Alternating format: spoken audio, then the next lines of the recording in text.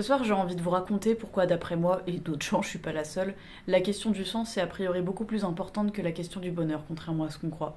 Et pour ce faire, je vais vous raconter une petite fable, on pourra appeler ça. Cette petite histoire a été écrite, il me semble, par Charles Péguy, et ça raconte l'histoire d'un homme qui gare sa voiture. Alors peu importe à quelle époque ça se passe, hein, ça peut être une diligence comme une automobile, et peu importe le lieu où ça se passe.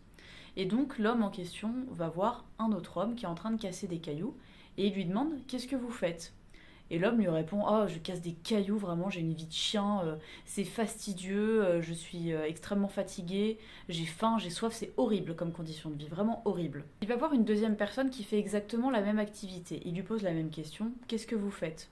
Et la deuxième personne lui répond: oh, bah écoutez, je casse des cailloux, bon, c'est pas bien passionnant, c'est dur comme travail, mais au moins ça me permet de nourrir ma famille et je suis bien content. Le deuxième homme affichait d'ailleurs un visage beaucoup plus serein que le premier, et il va voir une troisième personne qui fait exactement la même chose, et cette troisième personne est en train de regarder le ciel, les yeux pleins de larmes.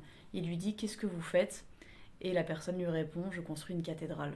Alors dans cette histoire, il ne s'agit pas bien évidemment de faire du prosélytisme ou de condamner les gens qui ne sont pas croyants ou encore de condamner les personnes qui n'ont pas de famille, qui n'ont pas d'enfants, etc. Toutefois, il s'agit de mettre en évidence l'importance du sens par rapport à la question du bonheur, l'importance de la question du sens qu'on donne aux activités qu'on a dans la mesure du possible. En effet, de manière assez neutre finalement, on constate à travers cette histoire que la même activité, en l'occurrence le même métier, peut être totalement infernal, comme déjà quelque chose de beaucoup plus nourrissant, voire le sens de notre vie. Et ça montre très bien la corrélation entre le sens qu'on donne à des choses ou qu'on ne donne pas à des choses et notre niveau de bonheur. Finalement, il semblerait que notre niveau de bonheur dépende du sens qu'on donne aux choses. Parce qu'on peut faire une activité a priori peu réjouissante, voire difficile, que ce soit physiquement ou psychologiquement, mais dès l'instant où on y apporte du sens, eh ben, ça peut se transformer en un bonheur indirectement.